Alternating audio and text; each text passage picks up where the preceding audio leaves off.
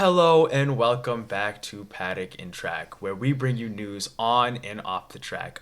I'm joined, as always, by my co-host Max. Hey guys. And it sure has been a while since our last episode, and I'm sure we're here to get back on track on Yes. that, for that matter. So we're here to bring you, the Miami Grand Prix, plus the sprint as well. Yeah. So, A lot to very say exciting here, right? race. Yeah, I this do agree. race. I agree. So we'll start right with the sprint. Yeah. All right. So we see that the beginning of the sprint, what was it? We got Verstappen taking pole of the Stepping sprint. up, we got Leclerc. Ricardo starting in P4 was Yes. very interesting to see him back up there. The last time he qualified quite that high was in Mexico last season. So seeing him up in P4 was definitely interesting. Yes. Especially because Yuki, he's gotten into Q3 a couple times, but nowhere to that point to like P4. So very interesting from him. So getting straight into the race, Albon actually started from the pit lane. Yeah. So definitely not what he would have been hoping for in the sprint. Mm-hmm. And then so right at the start, there was a big incident. Well, I suppose it wasn't too large, but it was decently sized. So we saw Norris already retiring from the race when we see and. What was it? What was the collision again? Essentially, Hamilton went for a gap that really wasn't a big enough gap for him. Yeah. He just went straight in. But essentially, Hamilton hit Alonso, who then hit Stroll, who hit Norris. Yeah. So the cars kind of went 4 wide into turn 1 at Miami, which is a pretty wide corner, but it wasn't wide enough. And Hamilton couldn't really slow down enough to get there. And we also see a puncture from Alonso as well. So he had to take a pit stop there. Yeah. Now, the most interesting part of the sprint, I think, was Magnussen's defense against Hamilton. Yeah. It got a little wild. We've seen Magnussen helping out his teammate Nico Hülkenberg a couple of times throughout the season to get them some more points and defending behind him. But this was on another level, I think. Yes. We see him getting a bit more reckless with his defending, and this could be a indication that he won't be coming back next year. We've mentioned this times in the previous episode, I think. That's. I think Magnussen is definitely kind of not worried about his own performance and more just helping the team. Yeah. Just to help Haas as sort of a parting gift, so to speak. Which has been working so far, even though it has been quite rough for the other teams around him. But, that's how it is. That's how it goes right here. Definitely. And then Ricardo finished where he started, but still a very solid result for VCarb. Of course, in this race, they only pick up 4 points. Yeah. As that's how the sprint points work. But still a very solid result for them. They showed some decent pace. Ricardo defending against Sainz, he was able to do that pretty well. He did. Sainz did come at him a few times, and Ricardo did defend beautifully during that time, and very well-deserved P4 by Ricardo. Magnussen essentially ended up in last place. I think he had 35 seconds worth of penalties. Yeah, it was so not great. 3 10-second penalties and a 5-second penalty, so not great for him. I did forget to mention though that from that incident at the beginning, Stroll also did not finish the race. Yes. It looked like he had damage to like his wheel cover. Yeah, which was a result of the chain reaction that happened in the beginning of the race. But yeah. So I think that's really does wrap up the sprint. Not really an eventful sprint, but from the beginning, like towards the beginning, it was like the most eventful parts. Yeah. But we can now move on to the race. So. Okay. Yeah, let's just jump right in. Yeah. Qualifying wise, not anything too surprising. Ricardo did take a penalty. He was down in last place. Mm-hmm. Otherwise, looking at the rest of the field, a pretty solid result for most people. Yuki Tsunoda and Nico Hülkenberg making their way into Q3. Yes. So really good for them. The Ferraris showing some good pace, qualifying P2 and P3. Mm-hmm. So it's definitely good for Ferraris. They're trying to chase down Red Bull in the constructors. As well as Leclerc trying to chase down Verstappen in the driver standings. I mean, speaking of Ferrari, we have seen that weekend, them and VCarb showed off their brand new liveries. Yes. We want to touch up on that one. I do want to touch on that, actually. Yeah. I was hoping that Ferrari would go for a much more blue livery. We did see teasers for a few weeks now about they're going to go all out on the blue. Yeah. But it seemed like they really didn't do anything. Yeah, the car was not very blue. There was blue, to be fair. There was more blue than usual, but most of it just ended up being HP logo. Yeah, the HP branding. Yeah. So Ferrari has now rebranded to I think they're Scuderia Ferrari HP or something like that now. Mm-hmm. So a lot of the blue branding was HP. But I think what really stole the show was V-Carb's livery. Yeah. That was really, really nice livery. V-Carb's livery was very, very nice. I really liked the mix of colors. Yes. They incorporated that too onto their F1 Academy car. Mm-hmm. Their driver in F1 Academy had essentially the same livery adapted to that car. It was a really, really nice livery. Yes, I agree. There was a really blend that really screamed Miami. Mm-hmm. Yeah, a decent amount of special helmets as well. I really like the ones from the Ferrari drivers. Actually, they went all out on the blue, with the Azzurro Dino and the Azzurro La Planta. Those are very nice colors. I think they work well together. Even being 2 shades of blue, I think it worked well. But on the other hand, I feel like the suits that the pit crew was wearing looked kind of silly. Yeah, a little bit. I think the lighter blue suited them better. The drivers were wearing a lighter blue as opposed to the pit crew that had a darker blue. And the darker blue just seemed... It was more like a jean jacket kind of outfit. It wasn't great. And then the helmets clashed as well. It was a whole ordeal with that. But, overall, it's fine. Yeah. Now, right at the start, a lot of troubles for many teams. Yes. Leclerc had a very bad start. He lost a couple positions right at the start. But the biggest thing that happened was Perez coming straight into the first corner like nobody was there. Almost took out Carlos Sainz in the beginning of there. And he had to really, watch out because he went straight out of that. Very impressive driving from Carlos Sainz, I think, to avoid that conflict because Perez essentially locked up. And if you don't know, locking up essentially, in Formula 1 cars, unlike road cars, they don't have ABS. So the brakes sort of just clamp down, unlike maybe a road car that will kind of squeeze and then stop squeezing and then squeeze back and forth so that you won't lock the tires. When you lock the tires, you can't really steer, so that's obviously a very big problem for them. So Perez locked his tires and just went straight off the track. Yeah. He rejoined kind of unsafely, I feel like, because he came right behind the Ferraris and there was very little room there. So that was a very scary moment for everybody on the racetrack. Yeah, but luckily... nothing went wrong, just like how something went wrong in the sprint. Yes. And Piastri, actually, I think he got a very, very good start. He came all the way up to P3, starting in P6, so he made up 3 places right at the start. He did have really good pace early on with the mediums, but I feel like McLaren team overall, they had a really good pace with the medium tires. Yeah. Piastri was able to get past Leclerc early in the race on those mediums, so coming up to P2 for him. But yeah, like you said, McLaren throughout the race was very, very quick on the mediums and on the hards too. Later in the race, they were very fast. I think the Perez lockup really helped Piastri get through to get to P3, and I feel like that really set the tone for McLaren in the race. Yeah, at definitely. The beginning. Now, Verstappen actually hit a cone, which is like their marker for where the curb is. I think it was to mark the chicane to see. But... So, turn 15 in Miami. Yeah. It's kind of hard to see because you come up from a lower section of the track, and he hit the cone. In a later interview, he said that he didn't like it. So, interesting take from Max Verstappen. Yeah. But it stuck onto his front wing for a bit, and then it fell off, and then just was sitting in the middle of the track. Yeah. Which I think it was that it was too heavy to be on the track so then they had to bring out a safety car because they had to get rid of it. Yeah, so they had a virtual safety car. Yeah. Because really, if nothing else, it was in the racing line. Yeah. So if a driver ran over that could be damaging to their car and possibly unsafe. Yes, but this really was really to play into the hands. The people really complaining about it were the people who haven't pitted yet. Yes. Which they've been trying to get that strategy going to see if that works. However, though, it didn't really play in the hands of the top four. The top four, yeah. Yes. So the McLarens and the Red Bulls, it really did not help them. As well as, I believe, one of the Ferraris, I think Carlos Sainz also was in that group. Yes. They were past the pit entry by the time the virtual safety car was deployed. It was really the middle of the pack drivers that got their pit entry. Yeah. Like we saw Alonso enter the pits as well. Yeah. Whereas, so the top couple drivers... by the time this virtual safety car ended very quickly, and so by the time they got around to the pits again, the virtual safety car was over. Yes. However, Max Verstappen did still pit on that next lap. Yes, he did. So he came in like just a regular pit stop. So not great for Red Bull in that scenario. And then we see Piastri take the lead after that for a good while.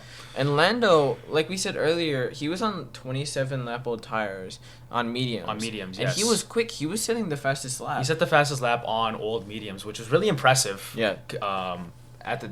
And I think that really played into how he finished the race. Definitely, really helped, and we'll get more into that later on. Yeah. So lap 28, essentially the next lap, Sargent and Magnussen collide, and the safety car comes out. See, this safety car was pivotal because we see Lando Norris had the lead, and then he gets a free pit stop under that safety car. So he already had an advantage on Verstappen.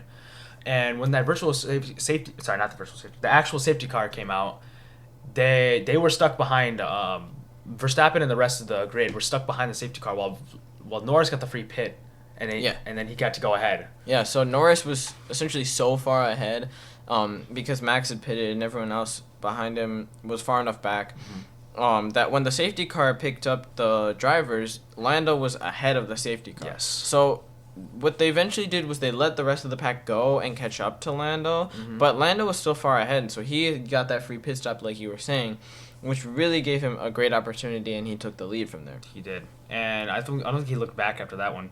I will say the Sargent Magnussen incident was a very interesting one. It's hard to say who was at blame. The earlier incident at the start, I think it's fairly obvious to say that Hamilton was to blame in that scenario. Yes. But this case, it was hard to say because Magnussen came into a spot where it was probably difficult for Sargent to see him, and it was a little bit of a weird spot. The thing is about Sargent too, I feel like he didn't leave enough space either. That's the other thing. So it was really weird situation where I think it could go either way, and we did see Logan retire from that, but Magnussen did come out of that relatively unharmed. Yeah, so it's hard to say in that scenario who was really at fault. Yeah. Both drivers probably could have done things differently, so I feel like that's one of those ones where you really can't give a penalty to anybody because it's hard to say who was. Magnussen did get a penalty for that? Yeah, and so I feel like that's not really totally fair on Magnussen, just because I think both drivers could have done things differently. Well, I think they really just gave him they gave Sargent the benefit because he crashed, but it really could have gone either way overall. Definitely. So then we see actually the biggest thing I noticed was that at the safety car restart, Lando kind of tapped into his inner Max Verstappen. He was really quick. He pulled away really fast. He got out of DRS range from Max Verstappen very quickly. He did set the fastest lap at the time on the hard tires again. On hards, yeah. So that's really interesting to see how he did. He did pull off that inner Max Verstappen right there. Yeah, so that was very interesting from him to see that their performance really at this race I think was better than Red Bull. Yes, Piastri had some problems, which we'll get to in a minute, but McLaren's raw pace was really good, especially when you look at it compared to the Red Bull. I think they were better than Red Bull this weekend. They definitely had much more improvements, and we've seen it from the past few races and we'll get to that too, that compared to the beginning of the year, they had much more improvement on their car, and it's really easy to see that now. Yeah. So getting towards the end of the race here, a very unfortunate incident for Oscar Piastri.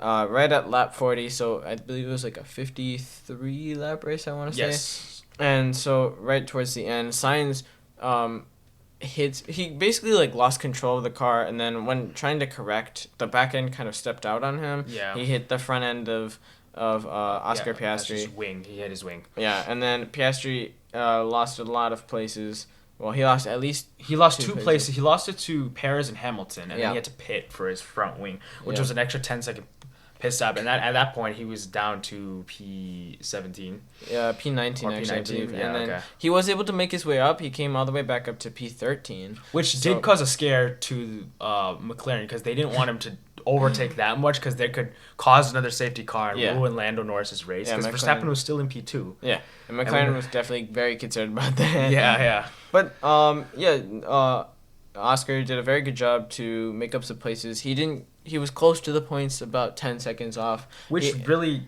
shows the improvement of McLaren. Yeah, and Piastri as a driver as well. Definitely, he has some very good pace. He set the fastest lap. And, very good end of the race for him, even though it ended kind of unfortunately. At least he had very good pace. And don't forget, he was leading the race at one point. So both McLarens did lead at some point in the race. And then, like you were saying, McLaren's speed, like their straight line speed in general especially, has been really improved. You know, that was one of those things they were really complaining about in Jeddah. It was a point of concern, yes, because... I think it was in Jeddah where they were fighting the Mercedes, and they had relatively the same straight line speed. I think it was Piastri who was fighting Hamilton at the time in Jeddah, where during the straight lines, it's just Hamilton kept pulling away from Piastri. Piastri kept trying to overtake Hamilton, and he couldn't do it for like 6 laps. Yeah. And it was because of that straight line speed. Especially down the straight, where Hamilton just kept pulling away. And we saw that on the stats that they did relatively have the same straight line speed. And now in Miami, we see that McLaren has definitely tackled that issue head on, and they really solved that problem. And we see Norris really taking advantage of that. And I noticed too, earlier in the race when Piastri was leading and Leclerc and Sainz Piastri was in second place, I believe, and Leclerc and Sainz were behind him, and even on the straight when both of them had DRS, Oscar did not. He was still keeping a reasonable distance. So I think, you're definitely right in saying that their straight line speed has really improved a lot. So, looking at the final results, of course, a great win for Lando Norris. Great spot to win his first race, I think. He picked up his first race. This is great. And, this is the first time that he has won, of course, so it's very monumental for him. The last time he really even came close to this was in Sochi 2021, where unfortunately with the rain, it didn't work out for him. But this was a great race for him. I think he drove really, really well. He did well, and this also does put the pressure on Red Bull now. I think so, yeah. Ferrari, I believe, is still ahead of McLaren in the constructors. Yes. But still, there is definitely pressure on Red Bull to improve their car, as they do seem to be struggling somewhat. A little bit. Yes, but we do still see the greatness of Max Verstappen. Definitely. But it is interesting to see how they will respond to the competition getting rapidly better. Yeah. And I think couple other things to note about the final standings. Yuki Tsunoda coming in 7th, picking up another bunch of solid points for VCARB. Yes, VCARB has definitely been steadily pushing along, I do say. They've been getting points, and that's what's going on. Also, I think one of the bigger things is that Russell really did not have a great race. Yeah, well, we didn't really hear much about him. He just really didn't do much at all. Yeah. It was really a quiet weekend for George Russell, and that's really not a great sign for Mercedes, as he's going to be the future of Mercedes. But more on that if you have. And Ocon did pick up Alpine's first points of the season, only 1 point, but that's still something for them. I mean, we saw that Alpine really struggled from the beginning. They had the slowest car on the grid by far, and we see that Alpine did make some improvements to make the car faster. So good for them on that. No points for Haas, despite what Magnussen may have wanted for them. No points for Haas, unfortunately, this weekend. I think that about wraps up this race. Yes. I think it was a pretty good race. I think it was a pretty good race. We saw a really nice ending with Norris taking his first win, but we also that's more to see about what's going to go on for Red Bull, and see how also Ferrari responds, because these are the 3 teams to watch on the top of the constructors. Definitely. Well, on the topic of Red Bull, the rumors are now officially true. Adrian Newey is leaving Red Bull. Yes. Red Bull has said that he is going to stay with them to help develop their hypercar that Red Bull is working on. Yes. But really, Newey is kind of probably at this point free to kind of go wherever he wants. So that begs the question, is where will Newey go? Well, I mean, it's safe to say he won't. Well, actually, maybe not. But I'm saying he probably will go for, I think, either McLaren or Ferrari, or even Aston. I think he can go to Aston as well. I can see that. Because these are the teams that are really here to fight for the title, and they have all the resources and the money to actually do that. And I feel like he would thrive in a spot like that. But we could also see him doing his expertise in a middle of the pack team. I could see him also possibly ending up in like Audi. Maybe he takes like 1 year off, goes to Audi. I could see that happening. But yeah, I think I know a lot of people at this point think Ferrari is his most likely option. Yes. I don't know about that one. But I'm saying that also begs the question, how much of a difference can he actually make? We know that he was a pivotal part of making the Red Bull car that just did so well. It was such dominance. Yeah. But how much of it was himself? Like, that's a good question. If removing him, will that do wonders for another team? Yeah. Or will it affect Red Bull that much? I think that's just the question it shows. Are we overhyping this guy? Yeah. I know. He's done many things. He's made countless championship cars, but I'm a skeptic on this. Yeah. So I think he will make somewhat of an impact. I don't know the scope of that impact. Yes. What it will be, but I think it would definitely be good for Ferrari or anybody to pick him up. I think most people will want to. It's just a question of how much does he cost. Yes. Because I'm sure Adrian Newey does not come cheap. Definitely not. And that's why we're not going to go towards the, obviously, bottom teams because they don't have the funds for that. But he really does come for a high price, and we will definitely have to see what teams will want to spend it on him and where they will sacrifice their funds. Yeah, that's a good question. Of course, a team like Williams, as we're seeing, probably doesn't have that kind of funding for him. No. Williams already has been struggling with parts and chassis and availability with things like Logan Sargent's running on like parts from 2023. It's not great for Williams right now, so they probably don't have that kind of money to make an investment in somebody like Adrian Newey. And even then, I don't think he would come there because they don't have enough of the materials to actually use his ingenuity. Yeah. So I think Williams is definitely somebody we can rule out. Yeah. I think Sauber is not, just because they're going to make that transition to Audi. Yes. I think there is that possibility there. A team like Haas is probably not where he's looking to go again. Haas is somebody who I don't think has quite as much funding. Probably won't be a team that I think Newey want to the most interesting one, I think, will be Aston Martin because they are getting the new Honda engines. Mm-hmm. And in 2026.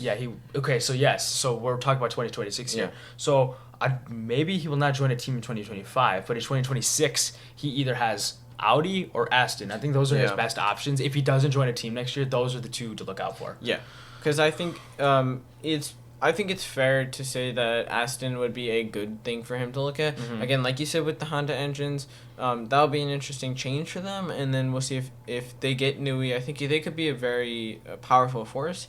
We know that the Honda engine can be good. I mean, Red Bull has used the Honda engine for a long time. Yes. Now they're sort of Honda, not really. They're technically they're Red Bull powertrains, but they have some help from Honda. Mm-hmm. So I think that'll be interesting to see.